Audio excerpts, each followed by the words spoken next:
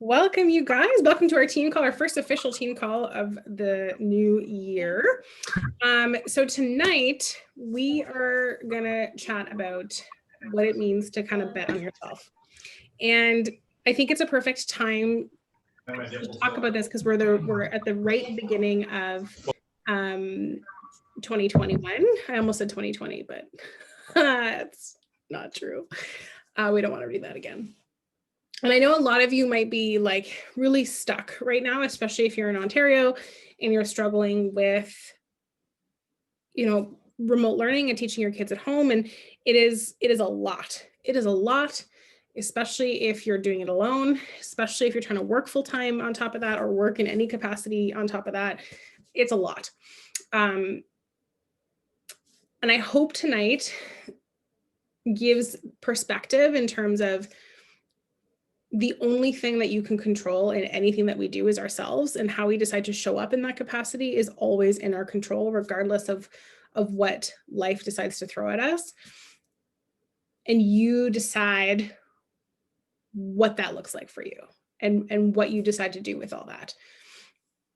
And I've been going through a lot of our Google Forms. So I posted our Google form at the beginning of the year in terms of some feedback and to see kind of where you guys were at and where your goals were at. And I was taken aback by how many of you had these big, scary goals, but that you also had so much fear holding you back. And as I read through them, I had this like pang in my chest that like, this is why we're here.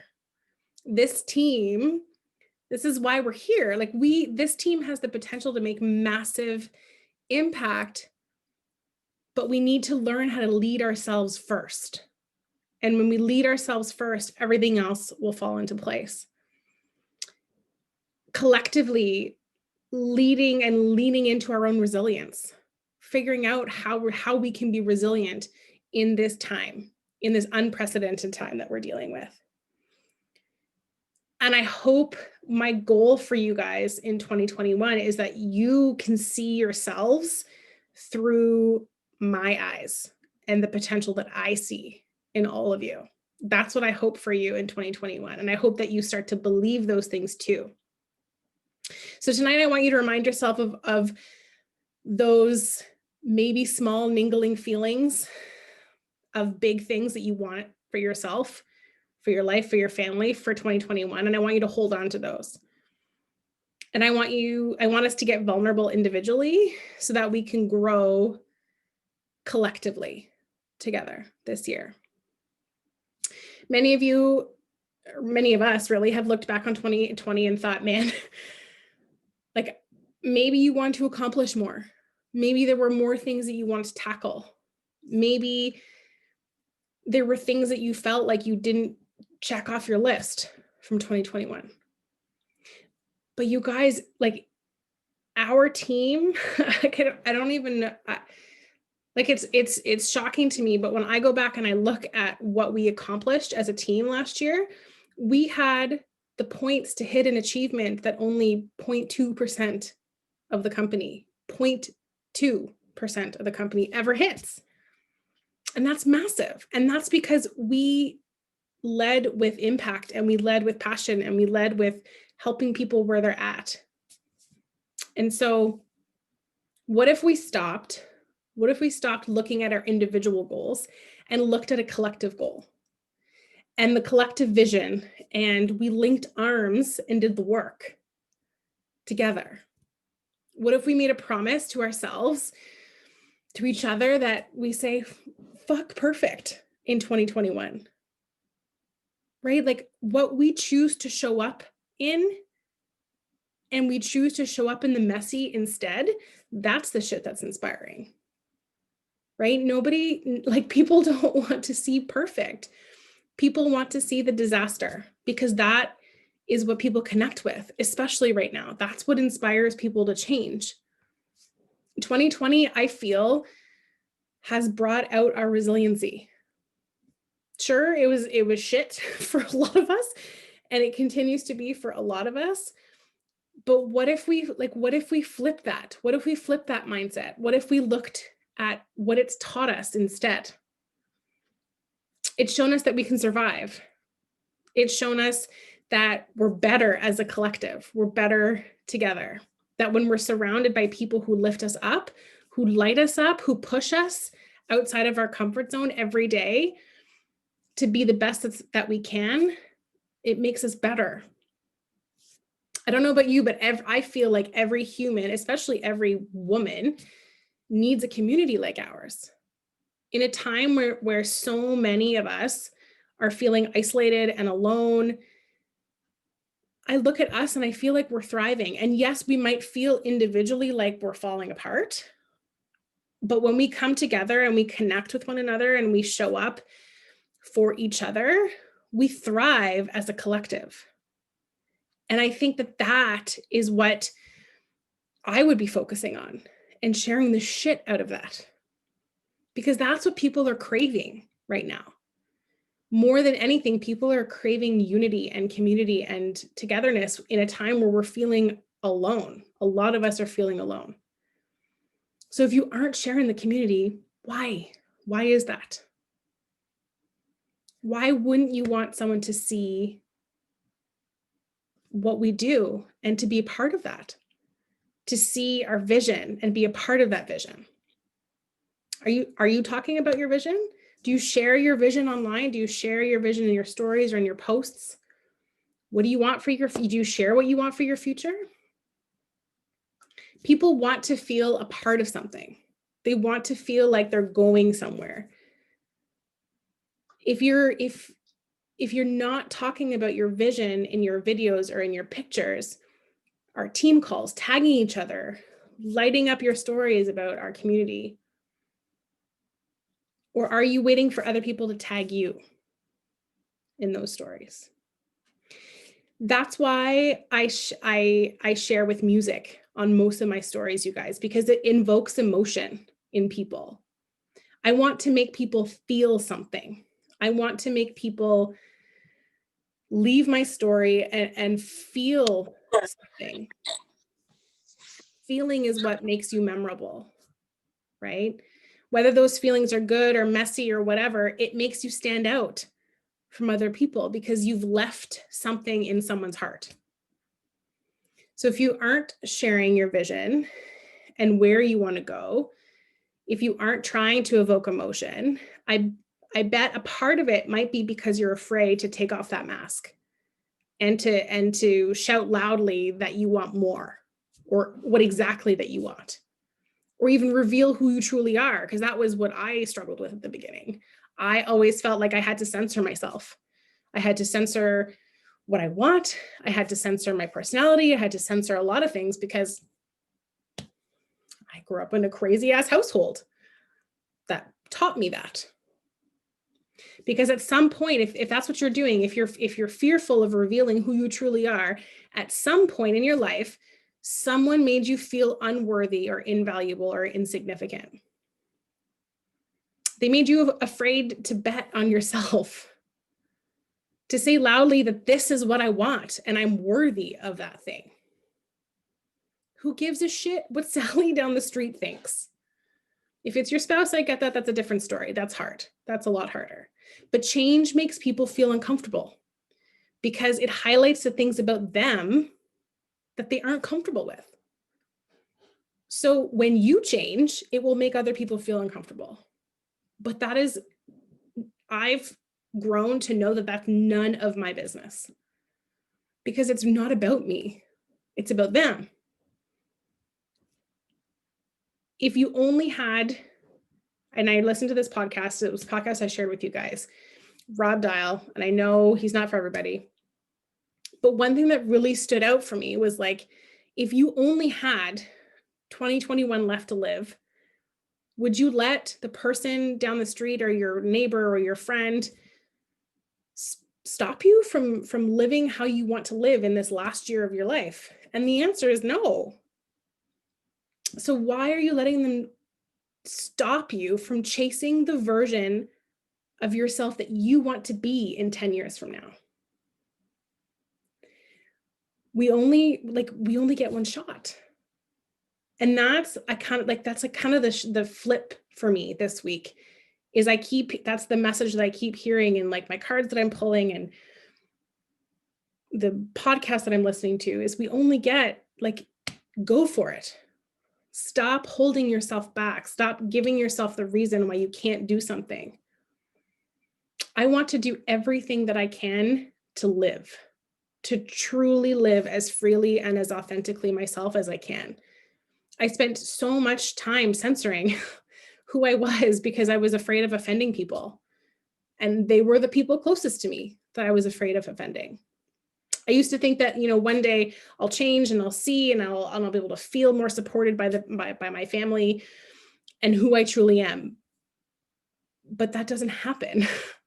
That doesn't happen unless you change and decide, whatever, if I'm not for you, I'm not for you. And I get it on a level. I grew up with someone who made me feel that way every single day, who made me feel like I wasn't worthy to take up space unless I had something to show for it. So I'm going to get emotional.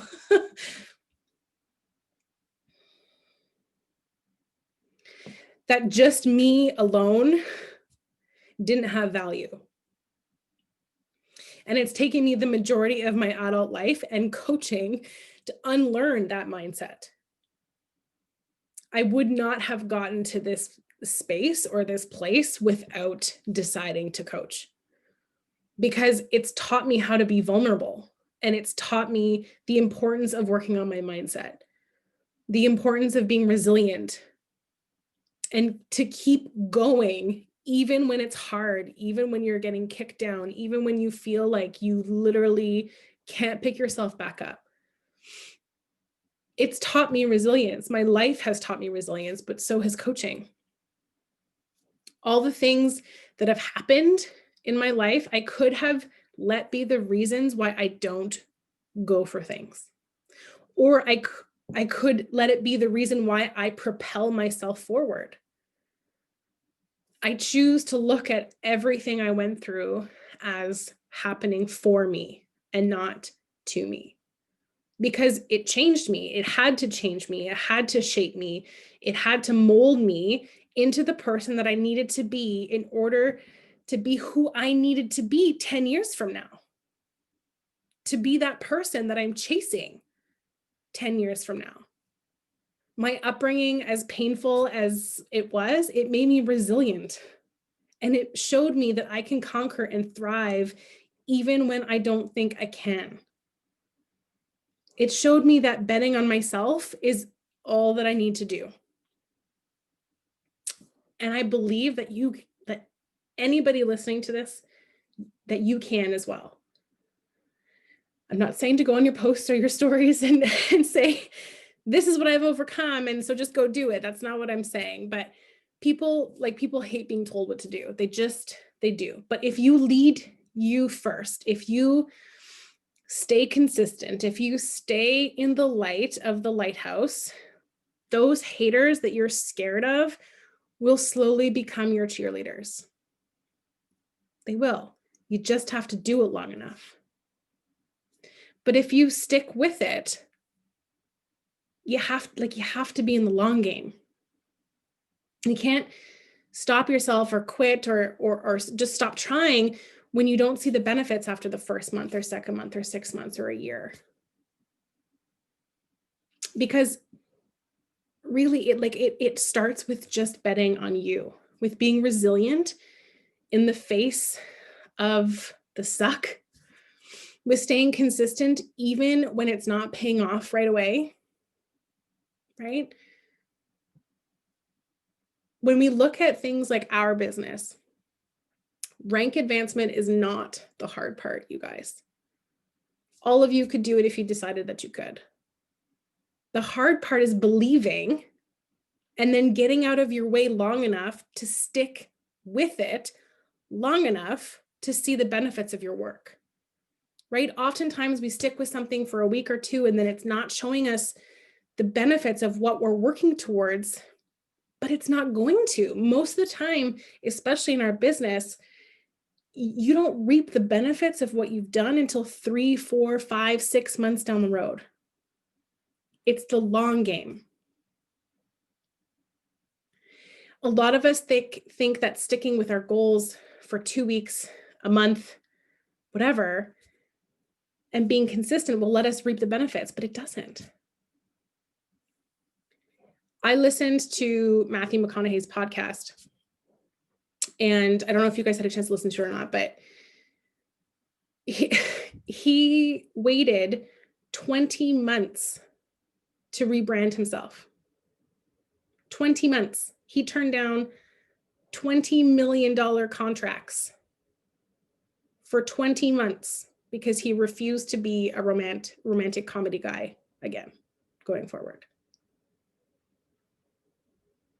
What would have happened if he decided after month 1, 2, or 6 that he chose the wrong path, that he wasn't good enough? What if he veered off course and didn't bet on himself or his own worth? He likely wouldn't be doing he likely would be doing the same rom-coms that he's been doing, and sure, he'd be good at it, but it wouldn't set his soul on fire. It didn't breathe life or joy or impact out of it.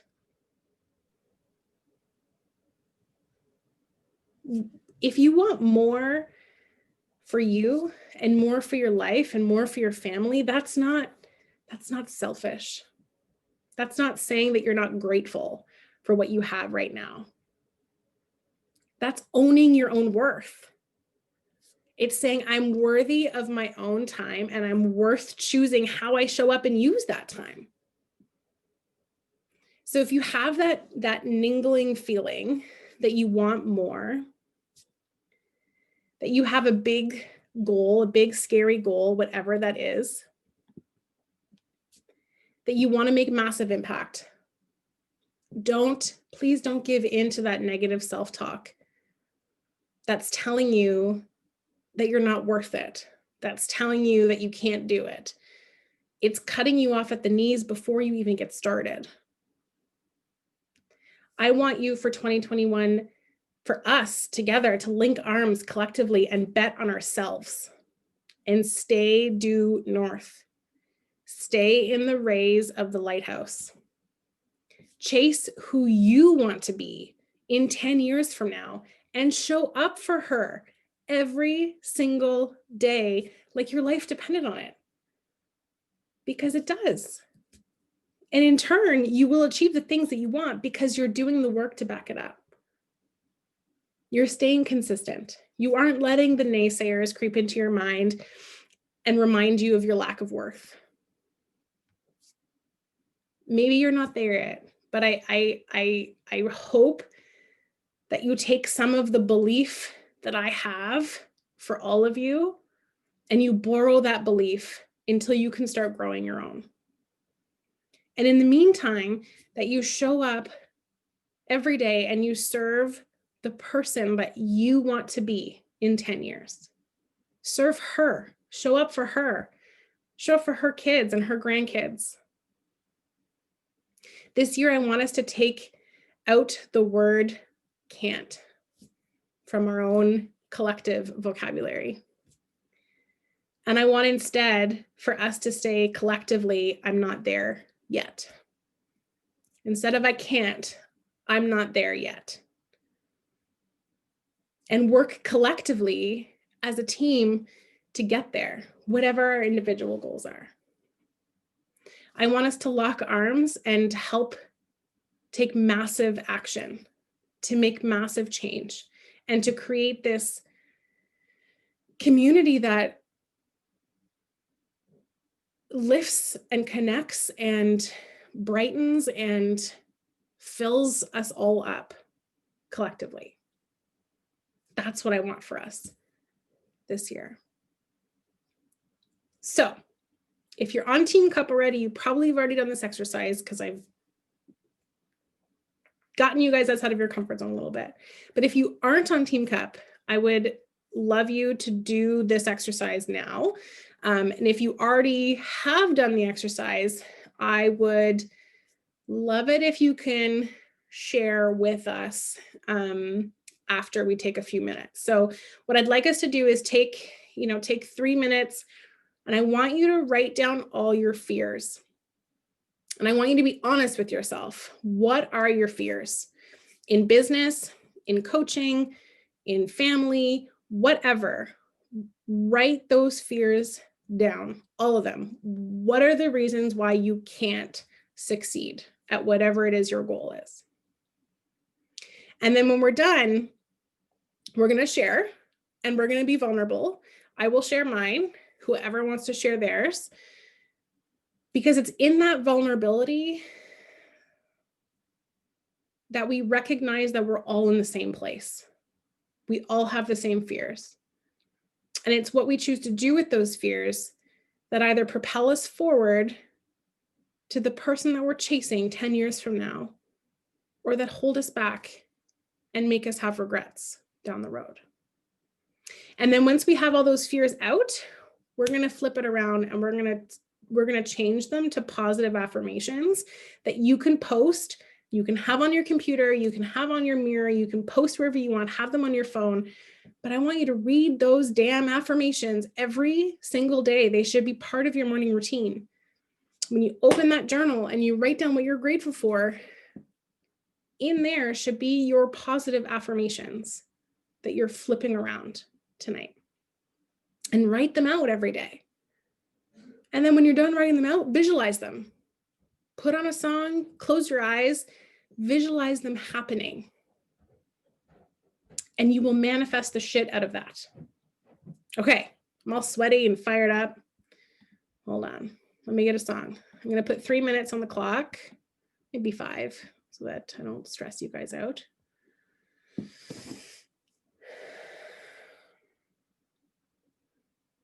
All right, 5 minutes. Starts.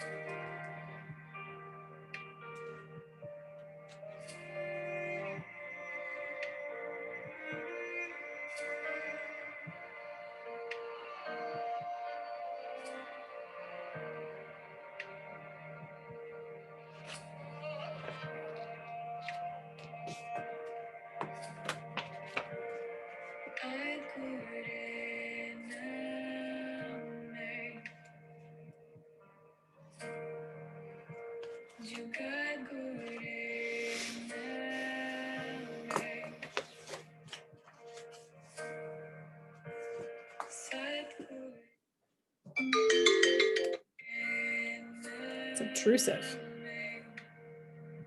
All right. 5 minutes, you guys. Who needs more time? Are you good? You can unmute yourselves. That's fine.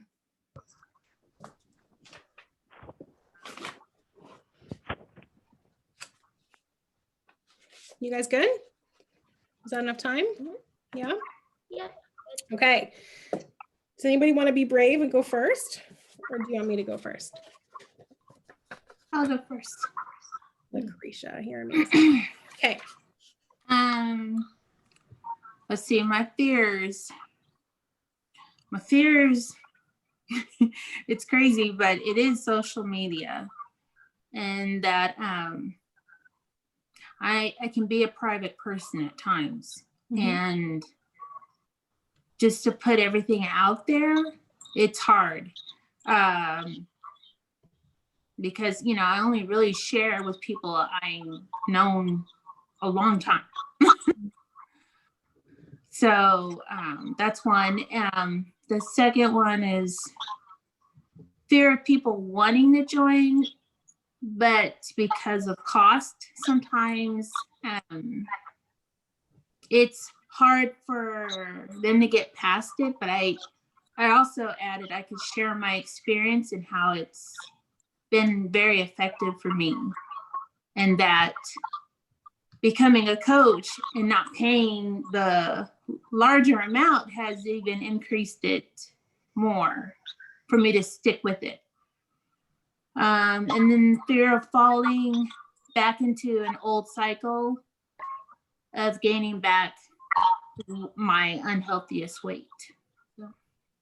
Thank you for sharing. I think that, you know, that fear of people thinking it's going to be too much is one I think all of us had. You know, I definitely had that at the beginning for sure. And I think when I dug deeper, I feel like for me, it was an issue of not feeling like I was worth that investment, right? Like that they were investing in me and what I had to offer and had to help them, but I wasn't worthy of that. Mm-hmm.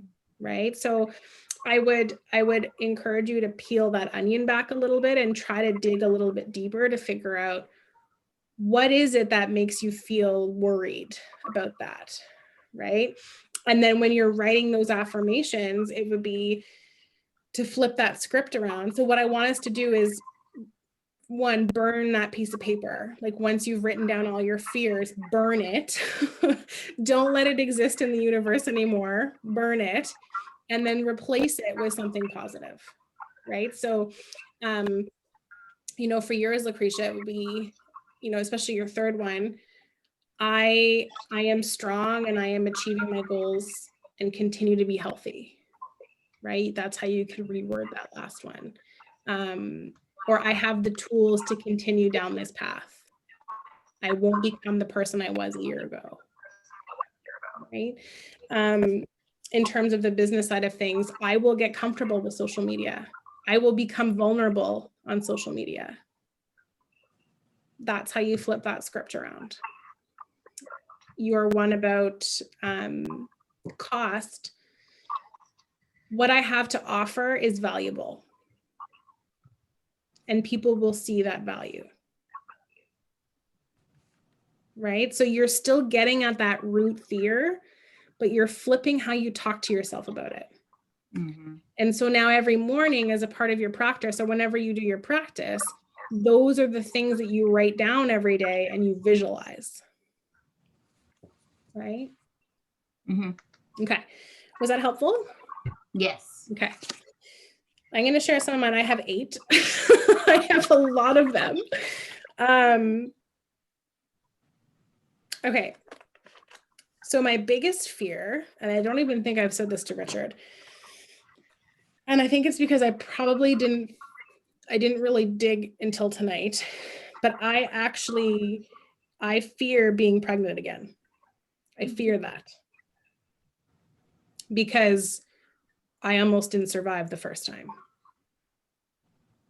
So as much as we want a second, I'm fearful of even opening that door because of what's going to happen, what could happen. 2, I'm fearful of failing as a leader. I worry what other people think of me.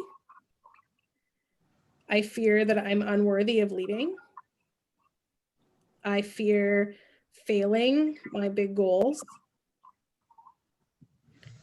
I fear that I'm not worthy of my dreams. And I was like, what did I write here? I can't read my own writing.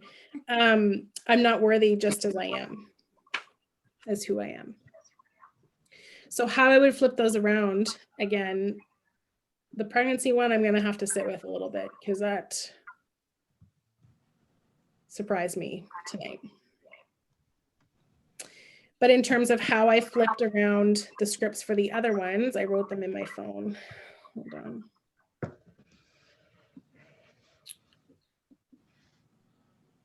Okay. I'm already good enough is one of them. I'm serving and impacting so many women. My inbox is full of women who are excited and who are ready. I don't need to be perfect. I need to be unapologetically myself. My vulnerability is what makes me a great leader. I value my own opinion over someone else's. Right? So I take those and I write them in my journal as a part of my goals every single day. And they become what I visualize every single day. Okay, who else wants to share?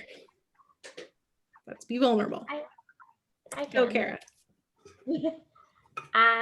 So not in any order, but mine is not being good enough, being alone, not accomplishing my why, having to dig deep into things I don't want to,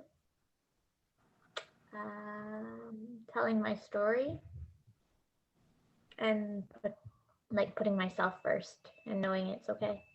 Mm-hmm. And I would bet that like rumbling with that vulnerability is what makes you feel uncomfortable, right? Like allowing yourself to even be vulnerable makes you uncomfortable. Yeah. Yeah.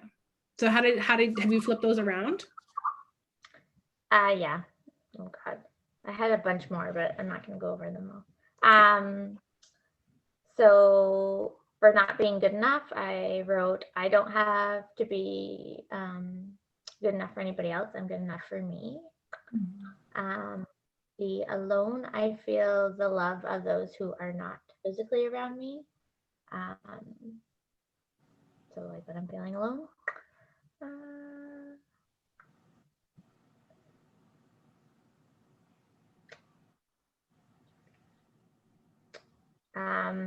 My like vision is believe and you will succeed. So that is for my accomplishing my whys. And I will not compare myself to strangers or anyone else on social media. I like it. So, Thanks for sharing, Kara. no problem. I actually like when I visualize in the morning. I firmly believe that like unless you're honest with like those deep dark niggling fear feelings, then you block your ability to like manifest what you want in life, right? But the minute you acknowledge those fear feelings or those fear monsters inside you, then you kind of realign yourself. And so for me, I visualize that, like I visualize myself like with our second child. I visualize that every day. But now I understand why there's a block there for me, because I was able to kind of unpack that a little bit more today. Right? So this isn't something that just takes one night. You got to keep peeling that onion back so that when you're visualizing and when you're trying to manifest what you want to come into fruition, you're not blocking yourself with those like little niggling thoughts that keep popping into your brain. Okay, who else? Go, Shan. Okay. I still haven't done this for Team Cup yet, so it was good. So why I'm scared to fly. I don't want to let my team down. People are judging me and I care what people think of me. I'm scared I'll fail. I'm scared that I'm not cut out for this, that I'm not good enough. Putting others aside to get where I want is how I feel sometimes, that I guess that selfishness you were just talking about as I popped on. I feel like where I'm at is good enough a lot of the times. Like I like to stay where I'm comfortable, which don't worry, I've wrote it, the other stuff. How can I can't lead myself, let alone others. Like, what am I doing here? I can't take care of myself on my own self, yet I want to help others take care of themselves. Like I feel like an imposter, a hypocrite, a fraud sometimes. So as we were talking, I wrote down, I've got 4 affirmations just to address mainly the last one was the first one I wanted to do. Was, I am a flawed and fallible human being. I am human. It's something that I learned from my therapist like 10 something years ago, and it has always stuck with me. And I say it over and over because it's okay to not be perfect and it's okay to make mistakes, and that's what human beings are. My second one is I step out of my comfort zone in order to grow. What I have to say is important and impacts and inspires so many people, and I am worthy of my dream. I love it. So far. One of the things I said at the beginning, I think Shanny, you were probably putting the kids down, was that, you know, what if we collectively said, fuck being perfect in 2021? What if we just collectively said, let's show up in the messy, right? And like, because that's the shit that's authentic to people and that's what people relate with. And I think the fact that if you like, when we own our messiness and we own our disheveledness, it gives people permission to not feel like they have to be perfect too. And I think that's pretty powerful. I agree. Thank you for sharing. All right. Does anybody else want to share?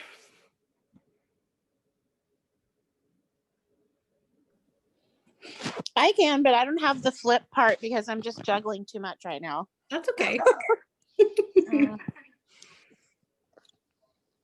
And so my entire family can hear me, so they can hear what I feel about myself right now. You don't have That's to okay. share if you don't want to, Janice. That's But okay. I Oh, want yeah. to see their face. Thanks, David. Like I already know. That's why I'm saying it out loud. I don't care. I'm gonna say it anyway. Hold on. I was trying to eat. And the baby was, I don't know why, bothering nursing right now. Anyway. That I never know what the right thing to do is. Like I never feel like I know what the right thing to do is for myself and my whole whatever, like anything. Feel like I can help other people with that, but for some reason I have my own handicap. That I'm not a good mother, that I'm not a good wife, that I don't have enough time. I fear never getting my own place again. Like y'all know that I had a studio, so we want to do something different, but I'm the negative Nancy person that's like it's never gonna happen. And I fear that I won't get my body back to where it was, because like right now I'm totally eating Mexican food and I have no regrets about eating it at this particular time. So, You should not have any regrets about eating it. those are mine. Eat all of the Mexican food. I'm actually really jealous. Me Please have too. some for me. Yeah. I bet you it's really good down in Texas too. Yeah, it's really good. Okay. See, there you go. I had It's carrot all right. sticks and That chicken wrap for tomatillo supper. sauce, seriously. First of all, I feel like all of us collectively who are parents feel like we're failing as a mother collectively all the time. I know I do for sure. And I'm not battling and juggling everything that you're juggling. So I thank you for sharing that. I know you're feeling very vulnerable right now. So when you have the time, Janice, and if you need help to flip that around, I'm here to help you flip that around to something more positive. Kara, just wrote, you're a fantastic mama. Don't doubt that. True dat. I have to say this afternoon, seeing your post with you, like hoisting that baby over your arms and using her as your weight. Oh my God, I love your videos, Janice. Like it literally just strikes at the heart of like the mom struggle. Like you're literally just, you're trying to claw back yourself, but you're doing it anyway. And it's such a beautiful thing. Yeah, 100%. Thank you, Holly.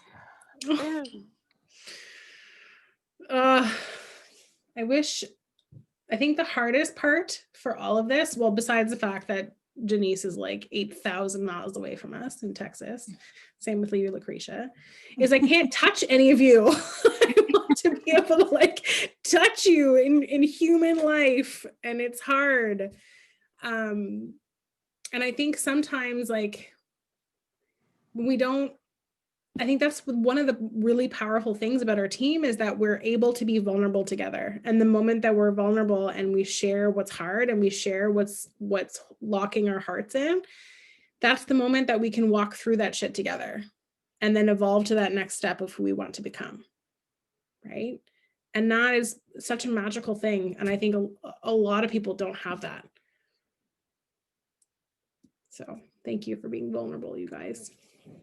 Is there anybody else? Johanna, I see you tearing up over there. You don't have to share if you don't want to, but I feel you on like my soul. I feel it. I was gonna share, and then Janice jumped in, which was great, and then she got all my emotions back. So I was like, oh man, I don't know. But I might as well, because I think it's really powerful to put this stuff out there too, and I like the idea of burning this piece of paper afterwards. Burn that shit, yes. I didn't think yet about flipping the switch so much. I mean, I do think about it, and I remember one of the first calls I had with you, it was like, take a week to write down about, you know, some of that negative self-talk, like identify what it is, because sometimes it just kind of is there in your brain, but you're not like, you try not to acknowledge it, or like it's weighing on you, but you're not articulating what it is. So that was really helpful, and I carried that with me. And also, I'm just a super emotional person, and I always feel like I need to hold it back. Don't hold that shit back. Like, that's what makes you, that's your superpower. It is your ability to feel. And like I was saying this to Janice today, I feel like sometimes like I feel like the world's collective energy, and sometimes it just feels too much on top of my own feelings, you know? Yeah. But that's your superpower, and that's what connects you with people, and that's what makes you great. So don't feel like you can Totally. hold that back. Don't hold that back. So I fear, this has been a fear since I started it, but like I felt like this is also positive and powerful and I needed it in my life. But I still feel like I fear judgment for sure. And that somehow people will think they won't see what it is or think that it's meaningful, even though I know that it is. So I fear that. So they don't see the value or the authenticity or the meaningfulness. And it's just like, oh, you're working out, like, good for you. And it's so much more than that. So I know about like, you know, bringing in all those things, the stuff we do here, the community, all that stuff is important. I fear, like, I love my bod group, but I fear sometimes that it's like, it's not engaging enough. It's not motivating, that I'm not really helping the women who are on there, even though I truly want to, and I try to connect with them and stuff. So I fear that. You know, I feel like I don't know that I don't say the right things. Like some mom will express some difficulty that we've all experienced, and you try and say something that's like acknowledges it, but also lifts that person up. And then afterwards I regret it. I'm like, oh, I shouldn't have said that. Like that was the wrong thing to say. And Anxiety. Anxiety. Yes, I get that. Yes, exactly. And then I wrote some fears down with my family that I don't know that I'll share, but I mean, some of it relates back, like it all is probably related to your own insecurities too, but I fear like, yeah, just not being taken seriously or being heard, or that the things that I get upset about have value. Right. And I think all of that comes, like all of that would come together, right? Like if you take that fear and you look at sharing on social media, if you are fearful that what you have to say doesn't have value or worth, then it's going to hold you back from sharing authentically on social media too, right? And so I think one of the biggest things that's helped me overcome a lot of the fears and insecurities and trauma of what's happened for me is that I talk about it now and I label it now. I wasn't ready at the beginning. I wasn't. But I started to, and what I noticed was that when I was raw and when I was authentic, and when I said, hey, I am actually terrified to share this with you. I'm terrified to post on social media. I'm terrified to share my story with you because I feel like I'm not worth that time. I'm not worth your time. And there's a way to flip that to make it to make your authenticity shine and your message shine without it being like a poor me on social media, right? There's a way to flip that. And when you're ready, the team is here to help you with that, right, Johanna? Like you can always share ideas or share post ideas, and we're here to help with that for sure. But I think the biggest thing for me to overcome those things was taking that fear and like putting it right in my face. Almost like, what's that type of anxiety approach that they do? You know what I'm talking about? When they're like, you're afraid of spiders, and they're like, here's a tarantula. Just face it somehow. Yeah. What's it called? Exposure therapy. Yeah. Oh yeah. It came to me. Yeah, I did that with my driving. Yeah. Right. It worked And really so well. that worked for me in small chunks. And then those chunks got bigger and bigger and bigger. Rewriting some of those scripts and those things that you're saying to yourself is going to be huge. And then the next step is writing it every single day in that positive manner, but then also doing the work behind the scenes. So showing up for that PD that tackles your worthiness, that tackles your self-esteem, that tackles all of those things that are deep that come from when we were babies and children, 100%. Thank you for sharing, Johanna. Thank you. Does anybody else want to share before we close the night? Go ahead, Monica. Yeah. All right. Joanna, I completely feel you.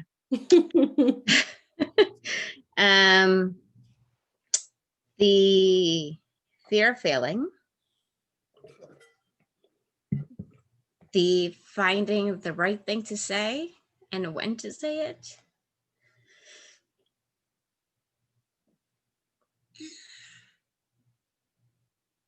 The hardest one has been judgment. I did the shift and I felt I was growing. But then family members attacked. I pulled back.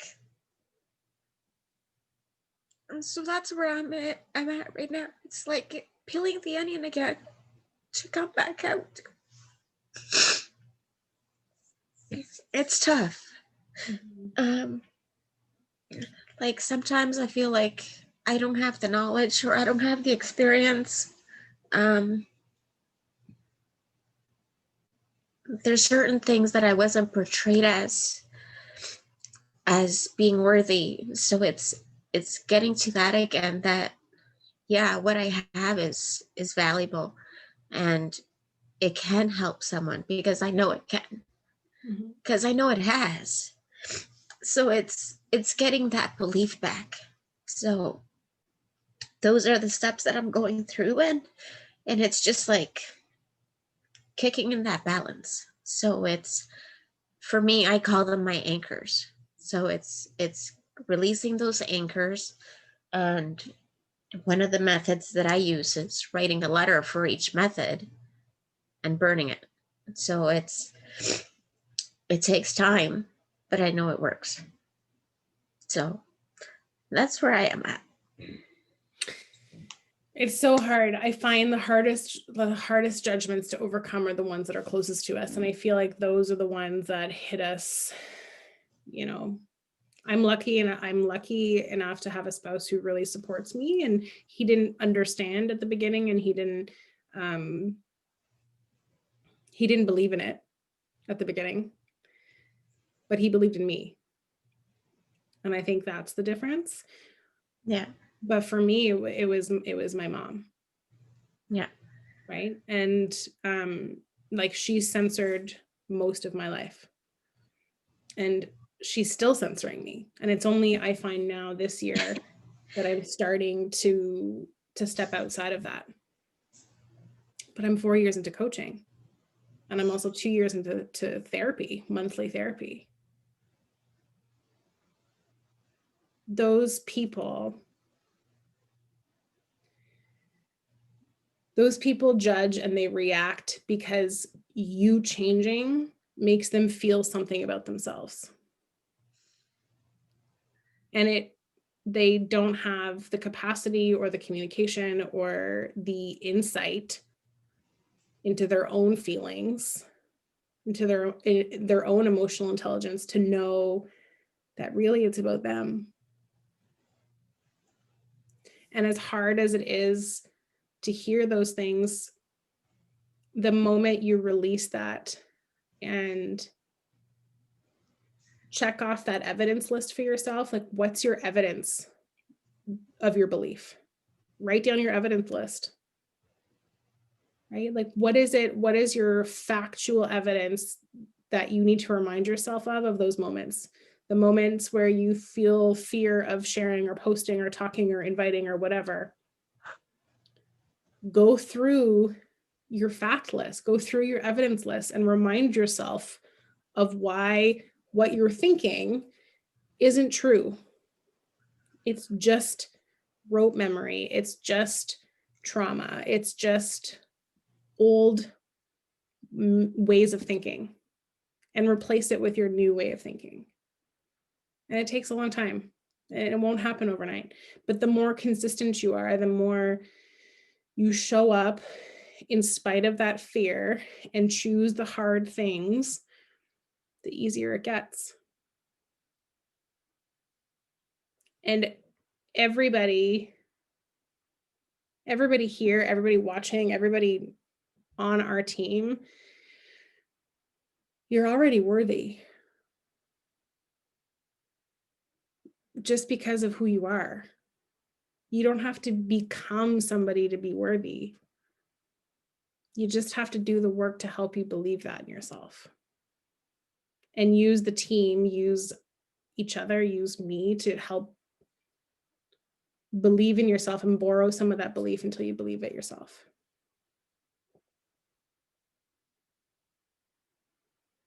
I hope this. Thank you. You're welcome. I hope this. We appreciate you, Janice. I'm just seeing your message. I appreciate everybody's vulnerability tonight, and I hope tonight helped your soul and your heart. And I hope that even if just 5% more you believe in what we're doing, what you're doing, your ability, your worth, I hope that you got that tonight. And I hope that our collective mission this year is to grow even bigger and to help more women feel the way that we're feeling tonight. And that we help more women collectively grow and be vulnerable and figure out their own worthiness. That's all I have for you. That's it. I hope that was helpful, you guys. Thank you. All right. Now that we went all deep. What were you going to say, Janice? You unmuted and I think I talked over you. I just was saying, thank you. You're welcome. You can't see your beautiful face, but you're welcome. All right, loves. I am going to close this out. And I want you guys to, once you've flipped the script, once you've written your positive versions of that, burn the shit out of that piece of paper. Do not let it exist in our universe anymore. Burn it, put it down the toilet, down the drain, whatever, and bring those positive affirmations in your daily practice. I keep losing a signal. Oh, So I no. missed that. I just missed what you just said. I was just saying, burn that piece of paper. Don't let it exist in your world. Burn it. Set that shit on fire. All right, ladies. Have a good night. All right. You too. Thanks. Bye.